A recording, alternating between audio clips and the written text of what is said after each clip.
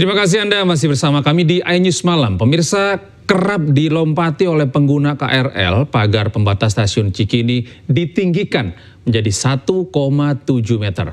Meski begitu, beberapa warga yang nakal masih terlihat melompati pagar pembatas. Stasiun Cikini, Jakarta Pusat menjadi salah satu stasiun yang ramai digunakan warga untuk bepergian menggunakan moda transportasi kereta. KAI Daob 1 Jakarta sengaja meninggikan pagar pembatas untuk mencegah warga melompati pagar tersebut. Walau sedang proses ditinggikan, beberapa warga masih ada yang nakal melompat pagar untuk menuju ke pintu utama dengan cepat.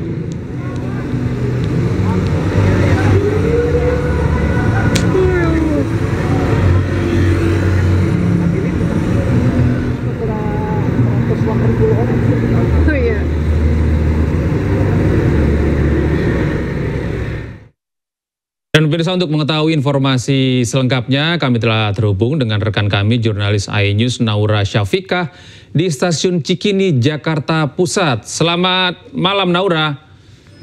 Bagaimana situasi di sana? Apakah setelah ditinggikan ini masih ada warga yang nekat melompati pagar?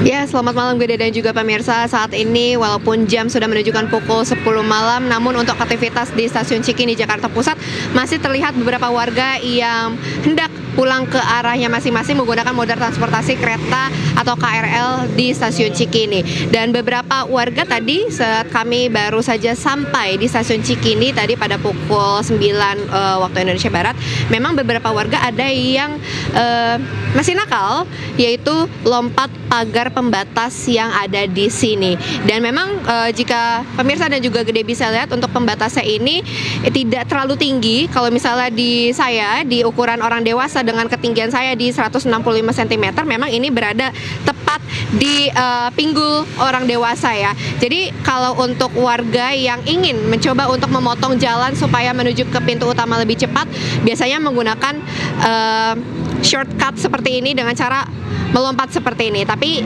tidak boleh ya, nono ya, jangan ya. Ini karena memang dari KAI Daob 1 Jakarta juga sudah mencoba mencari solusi bagaimana caranya agar warga tidak melompati pagar ini lagi. Akhirnya dibuatkanlah atau ditinggikannya warga, maksud kami pagar pembatas yang tadinya kalau dilihat tadi kan sepinggul saya, sekarang ini tepat di atas kepala saya atau ditinggikan sekitar di 1,7 meter dari KAI Daob 1 Jakarta untuk menghindari warga melompat pagar ini. Dan memang jika kita lihat untuk Stasiun Cikini, Gede dan juga pemirsa, ini untuk pintu utamanya, dari pintu utama menuju ke titik penjemputan ojek online memang cukup lumayan jauh. Jika tadi kami mencoba untuk jalan dari titik jemput ojek online menuju ke pintu utama dari Stasiun Cikini, ini memang memakan waktu sekitar 1 hingga 3 menit karena jaraknya lumayan jauh. Dan akhirnya beberapa warga yang ingin bisa pulang dengan cepat memutuskan untuk turun atau naik dari lokasi pintu utama, tidak menuju ke titik penjemputan online supaya lebih cepat. Dan salah satu caranya bagaimana untuk lebih cepatnya lagi, yaitu tadi dengan cara melompati pagar yang ada. Dan pastinya dari petugas yang ada di sini dan juga dari KAI Daob 1 Jakarta terus menghimbau warga supaya tidak melompati pagar tersebut. Dan untuk peninggian dari pagar pembatas yang ada di Stasiun Cikini ini juga masih proses, di mana kami menerima informasi memang baru 35 pagar saja yang dibangun dan akan terus dilakukan pembangunan hingga nantinya semuanya full untuk ketinggiannya sama di 1,7 meter. Sementara itu Gede. Iya, baik, terima kasih Naura atas informasi Anda. Semoga langkah yang dilakukan KAI ini semakin membuat para pengguna KRL ini semakin tertib, sehingga membuat kota Jakarta ini semakin ramah dengan pengguna KRL. Selamat bertugas kembali, Naura. Dan kini kita beralih ke informasi berikutnya, pemirsa. Media sosial tengah ramai membahas kehadiran trailer film animasi Merah Putih One for All. Film yang rencananya akan tayang pada 14 Agustus nanti mendapat banyak respon dari netizen karena kualitasnya dianggap jauh dari animasi-animasi buatan Indonesia lainnya.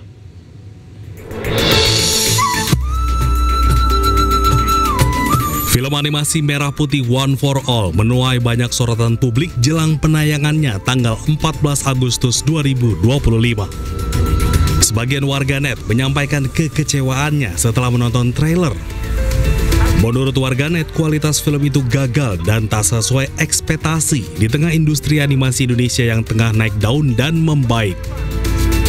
Bukan hanya masalah visual, warganet juga menyoroti materi film ini yang menyematkan film animasi anak Indonesia pertama bertema kebangsaan. Padahal tahun 2015 ada film Battle of Surabaya yang disutradarai Arianto Yudiawan dan diproduksi oleh MSV Pictures. Film Battle Indonesia mengusung latar sejarah Perang Surabaya tahun 1945. Film ini bahkan mendapat penghargaan dari sejumlah festival internasional. Film animasi Merah Putih One for All sendiri menceritakan tentang kisah 8 orang anak yang mencari bendera merah putih yang hilang. Anak-anak itu kemudian berkelana mencari bendera tersebut hingga menyusuri hutan dan menghadapi banyak rintangan. Film ini ditulis dan disutradarai oleh Endiarto dan Bintang Takari.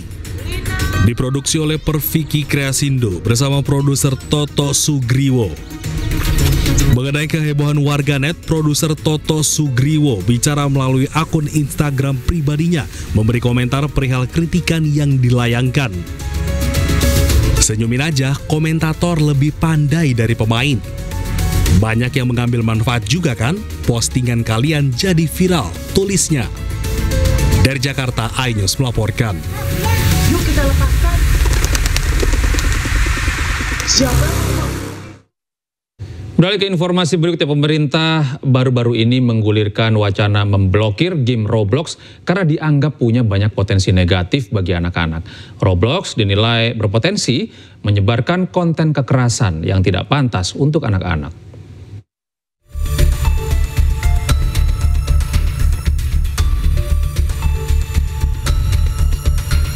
Platform game online Roblox lagi ramai jadi sorotan. Menteri Pendidikan Dasar dan Menengah Abdul Mukti menilai Roblox berbahaya sebab memiliki konten kekerasan terselubung yang rawan ditiru anak-anak di dunia nyata.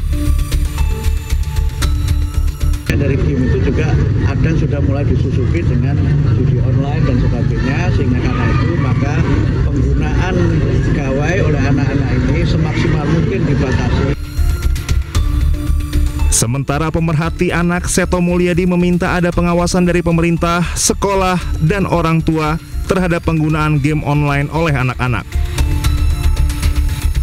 Saya sangat mengapresiasi apa yang menjadi keputusan dari Bapak Menteri Pendidikan Dasar dan Menengah, yaitu dengan adanya pelarangan pada game Roblox tadi. Selain tetap ada unsur positif, ya, misalnya memotivasi atau merangsang kreativitas, tapi juga tidak luput adanya bahaya bagi anak.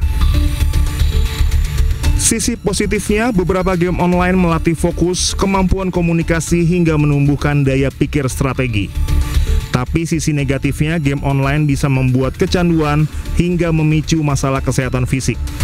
Game online yang mengandung kekerasan juga membahayakan mental dan perilaku anak.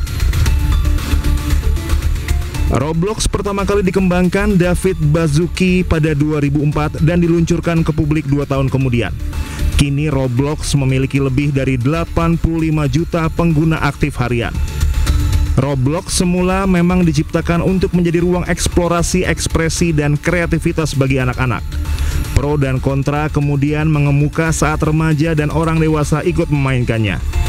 Game ini dilengkapi fitur sosial dan komunitas yang memungkinkan para pemain saling berinteraksi, membentuk grup, hingga bermain bersama secara real time. Jika Roblox betul-betul diblokir, Indonesia mengikuti sejumlah negara lain yang lebih dulu memainkannya seperti Cina, Iran, Turki, Yordania, Guatemala, Oman, dan Korea Utara. Pemerintah negara-negara tersebut khawatir pada dampak game Roblox terhadap keselamatan dan paparan konten bagi anak-anak di ruang maya. Tim Liputan iNews melaporkan. Sementara itu, Wakil Menteri Pendidikan Dasar dan Menengah Republik Indonesia, Athip Latiful Hayat, menyampaikan pemerintah berencana melarang game Roblox bagi anak-anak karena permainan ini dinilai memiliki banyak sisi negatif. Hal itu disampaikan dalam program iNews Sore. Bahwa teknologi ini tadi ya setelah kami amati itu sisi negatifnya sangat banyak sekali. Ya. Oleh karenanya, maka pendekatan yang kami lakukan adalah kalau sesuatu yang tidak bisa diatur, maka itu harus dilarang. Jadi sesuatu yang masih bisa diatur, itu kita atur. Tapi kalau kemudian sisi negatifnya itu, mudaratnya jauh lebih banyak, maka di sana bukan pengaturan lagi yang harus dilakukan, akan tetapi pelarangan yang bisa macam-macam bentuknya. Ya. Salah satunya yang paling ringan adalah pembatasan, tapi yang maksimallah pelarangan. Namun tidak boleh lupa juga, ya, karena ini produk teknologi, pendekatan regulasi itu tidak sepenuhnya dapat dijalankan secara maksimal. Oleh karenanya harus diimbangi juga dengan produk-produk yang sebanding, ya, yang beri konten-konten edukasi, gitu.